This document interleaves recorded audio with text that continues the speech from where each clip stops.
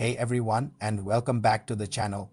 If you've ever wondered how to make your videos look more professional, you're in the right place. Today, we're diving into one of the most fundamental settings in all of filmmaking, frame rate. Understanding this will instantly level up your content, I promise. So, what exactly is frame rate?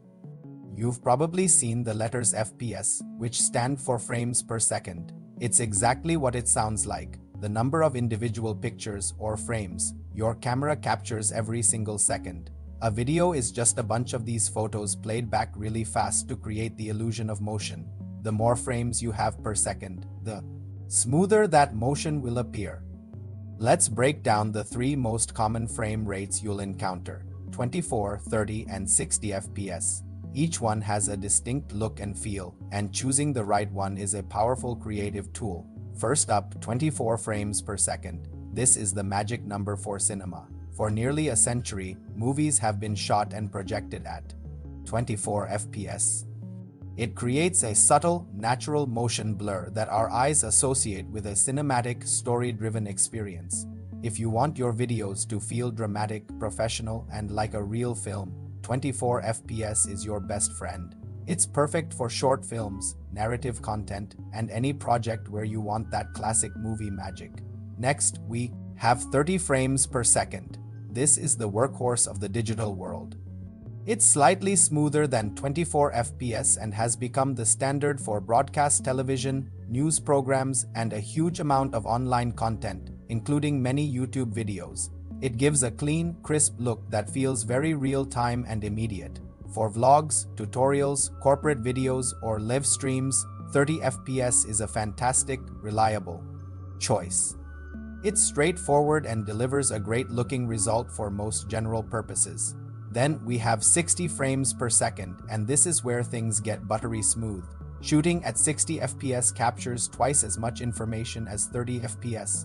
This makes it perfect for anything with fast action, like sports, video games, or capturing dynamic movement without any blur.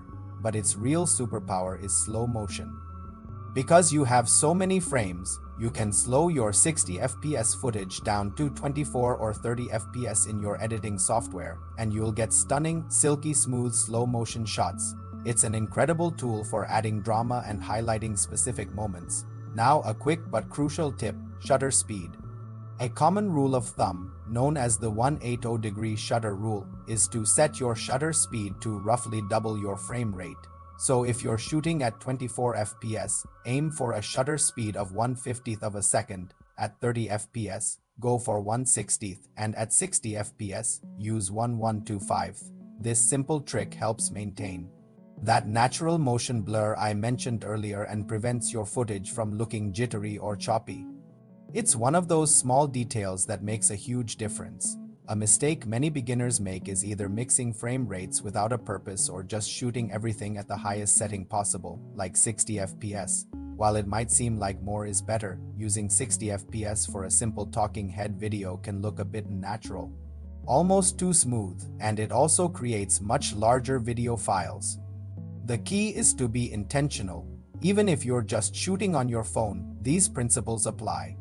Most modern smartphones let you manually select your frame rate in the camera settings. Go check it out. You can start experimenting with 24 FPS for a cinematic vlog or 60 FPS to capture your dog doing something funny in slow motion. So to recap, use 24 FPS for that cinematic, film-like feel. Use 30 FPS for standard online content, vlogs, and a clean, real-time look. And use 60 FPS or higher for fast action and beautiful slow motion. Mastering frame rate isn't just about the technical numbers. It's about making a creative choice that supports the story you want to tell. It influences the pace, the mood, and how your audience perceives the world you've created. I hope this breakdown helps you feel more confident behind the camera. If you found this video helpful, please give it a thumbs up and consider subscribing for more filmmaking tips. In our next video, we'll explore another essential skill: composition and the rule of thirds. Thanks for watching, and I'll see you in the next one.